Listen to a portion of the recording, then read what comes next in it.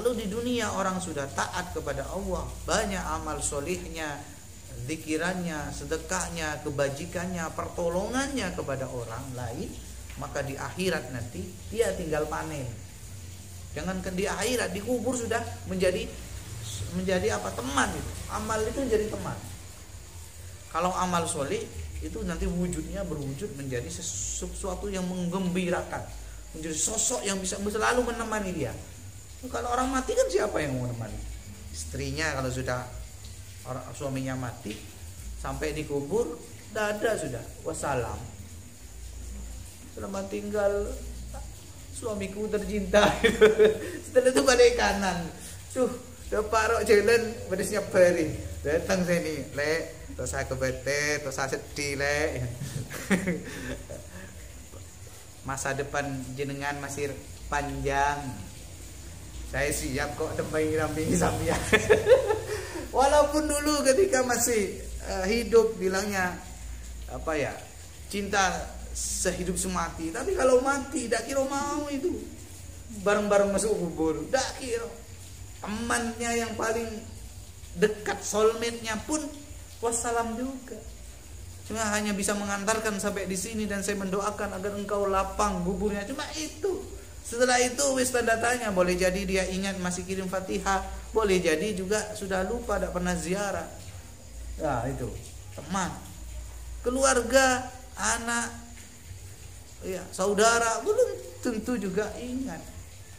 Ya, dia akan mendampingi amalnya, amal solehnya, yang akan berwujud menjadi sesosok yang membuat dia itu senang dan bahagia. Kalau amalnya baik, maka harum menjadi sosok yang indah, yang bagus dan wangi gitu. Tapi kalau amalnya buruk, jahat, akan menjadi sosok yang menjijikkan, yang baunya mungkin tidak akan buat. Kalian aja kalau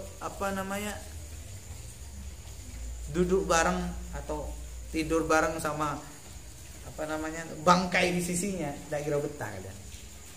Pojok ditin udah bareng aja, tak kira betah. Iya. Loh, bagaimana dikubur nanti kalau amalnya jelek? Mungkin lebih tidak betah kayak gitu. Sudah sempit, sudah sendirian, teman yang buruk. Andai kata orang itu diperlihatkan siksa kubur, diperlihatkan siksa neraka, diperlihatkan surga dan keindahannya, mungkin orang itu pandangan hidupnya beda gitu. Dari subuh yang dia tunggu adalah duhur, dari duhur yang dia tunggu adalah asar gitu. Kalau dia punya uang, kalau punya harta, mungkin tidak akan sisakan banyak, paling cuma sebatas untuk dia makan, untuk sehat, untuk tegak, untuk ibadah. Sisanya akan disedekahkan. Andai kata disingkap oleh Allah, itu alam kubur itu, sayang ya, memang ditutup sebagai ujian siapa yang paling bagus imannya, keyakinannya dan amalnya, kan gitu lah. Jadi dunia ini adalah masru'atul akhirah, ladang untuk mencari bekal menuju ke akhirat. Jangan sia-siakan. Kalau kita tidak bisa bersedekah dalam bentuk harta benda, kita bisa bersedekah dalam bentuk tenaga. Keringat yang kita kucurkan dalam rangka untuk menolong orang, apalagi dalam rangka berjuang di jalan Allah, maka itu bernilai sedekah. Ya. Senang sepele gitu. Misalnya cek sebedan kanjana mate, tak tahu muka busi, tak tahu ngelap, tak tahu buka aki, kebetulan cewek misalnya lah, bisa hidup lagi, bisa pulang lagi, itu sudah sedekah berupa tenaga kita. Ya, tak punya sedekah berupa tenaga, tak kuat, tak tahu mencet sepeda, tak tahu ini, tak tahu, kita menjadi pribadi yang murah senyum aja itu sudah bernilai kebajikan. Berkanjana misem senyum, itu sudah sedekah itu. Ya. Sedekah, kita beraut muka yang cerah, ya, apalagi merekah dari bibir kita senyum, itu sedekah. Ya. Tabassumuka ala wajhi ahika shadaqah, kan gitu. Senyummu kepada wajah, kepada saudaramu itu adalah sedekah. Ya kan tidak gila menolong gitu.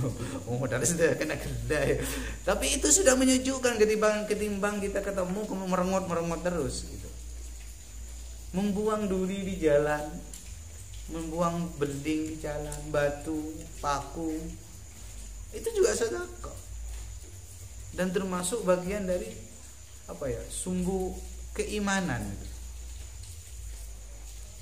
Nah, kalau udah iman, tak kira itu buang, ben wae. Mau dedek benoreng loka-loka, tapi dia punya keimanan, keyakinan kepada Allah. Kasihan kalau ini diinjak orang, luka kakinya.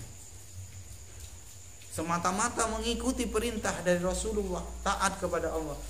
Kan keimanan ini kayaknya. Kalau udah iman tidak mau orang buang walaupun itu paku atau duri di jalan. Kalau tidak didasari oleh keimanan. Jadi seperti itu. Lah, kembali kepada topik awan, berdoa itu harus tahu artinya. Kita harus tahu. Minimal Robbana Atina itu tahu artinya. Apalagi yang lain. Nah, kalau kita berdoa, kenapa kok doanya panjang? Loh, itu orang itu kan pinginnya serba istimewa kan, serba maksimal kan, serba sempurna. Masa kita doa cepet-cepetan gitu? Berarti kita itu tidak butuh sama Allah. Padahal Allah itu senang kalau ada hambanya angkat tangan. Angkat tangannya berminta, Allah senang sekali. Senang kepada hamba yang angkat tangan. Kalau doanya cuma cepet-cepetan, ya minimalis bisa doanya.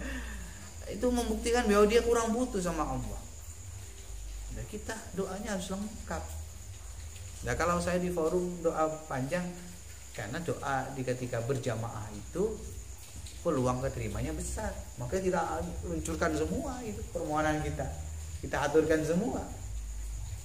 Demikian juga nanti kalau kesendirian di malam hari, ya udah dipanjang-panjangnya, tidak masalah. Gitu. Ya. Doa berjamaah itu peluangnya besar. Saya kombinasikan antara menggunakan bahasa Arab dan yang berasal dari redaksi doa yang berasal dari Al-Quran maupun hadis, ditambah dengan redaksi yang menggunakan bahasa Indonesia supaya meresap.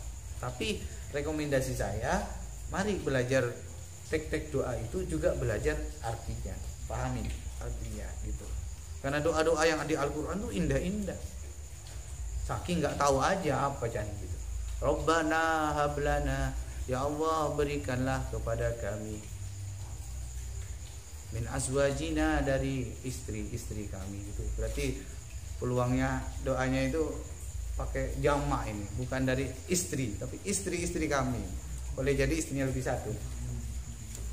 Wa dzurriyyatina, dan keturunan kami, qurrata a'yunin, menjadi penyejuk mata memandang. Kan bagus. Waj'alna, dan jadikanlah kami lil muttaqina imama, terhadap orang-orang yang beriman, yang bertakwa itu kami menjadi pemimpinnya. Iya, ini bagus ini. Kalau kalian belum ketemu jodoh sih, ini sudah diamalkan lagi setelah sholat. Ya. Masa Allah itu tidak akan ijabah? Yakin lah ijabah. Cuma kan masih menunggu waktu mungkin. Ya. Menunggu waktu itu untuk menguji kesabaran kita. Takoan man pas langsung ijabah, ambu gitu. Marilah ambu. Ya, karena Allah mungkin cinta dengan tangisan air mata kita. Senang dengan takarrub kita, dengan sujud-sujud kita. Itu Allah yang paling tahu rahasia di balik itu. Maka tidak boleh kita berputus asa dari rahmatnya Allah. Jadi sekarang kan zaman mudah ya. Kalau sempat tanya ya tanya ke saya bantu. Kalau tidak tahu artinya. Kalau sekarang juga bisa tanya ke Mbak Google kok.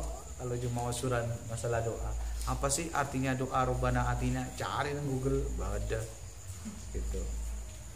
Iya, ada semua. Kita pertama bisa menggunakan redaksi dari Al-Quran. Seperti Nabi Ibrahim, doanya itu banyak doa Nabi Ibrahim. Rabbi habli minas sholihin. Itu doanya Nabi Ibrahim itu.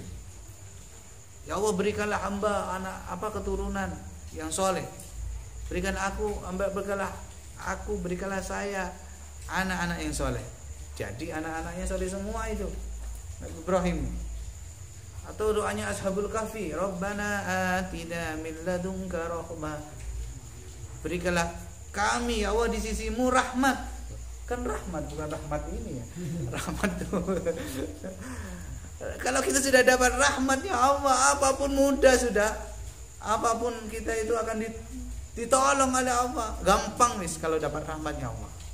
Tapi kalau tidak dapat rahmatnya Allah, udah kita itu sengsara. Serba ruwet. Itu tanda-tanda tidak dapat rahmat. Kalau dapat rahmat, ya semua yang susah akan mudah, yang sulit akan mudah, yang susah akan ada jalan keluar semua. Kalau kita dapat rahmatnya Allah. Oleh karenanya kita juga harus introspeksi diri. Kenapa sih? Apakah ini memang ujian dari Allah untuk menguji kesabaran kita? Atau jangan-jangan saya tidak dapat rahmat Allah? Kenapa saya tidak dapat rahmat Allah? Karena saya melanggar larangan Allah, atau karena saya tidak menjalankan perintah Allah. Itu juga harus muhasabah. Maka kalau kita mau tidur malam-malam itu jangan langsung tidur. Ingat-ingat dulu. Dari siang sampai sekarang apa yang sudah saya lakukan. Dimuhasabain, dievaluasi. Apakah saya sudah dapat ridhonya Allah? Atau saya itu banyak berbuat dosa gitu. Kalau banyak berbuat dosa, istighfar dulu, baca petong puluh kali gitu. Ya, baru tidur. Gitu. Insya Allah akan dapat rahmat Allah. Karena orang yang beristighfar itu kan disayang oleh Allah, dicinta oleh Allah. Orang yang bertaubat dicinta. Baca, sempatkan, Rabbana dzalamna anfusana. Ya Allah, sesungguhnya hamba ini dolamna, mendolimi, menganiaya diri saya sendiri, diri kami sendiri. Wa illam taufir lana wa tarhamna lanakunanna minal khasirin. Jika engkau tidak mengampuni kami, lanakunanna minal khasirin, niscaya kami akan menjadi orang yang merugi. Jika engkau tidak mengampuni kami, wa illam taufir lana wa tarhamna, dan tidak memberikan rahmat kepada kami, lanakunanna minal khasirin, tentunya kami akan menjadi orang yang merugi. Ini doanya Nabi Adam ketika turun dari surga, ditaruh di bumi karena melanggar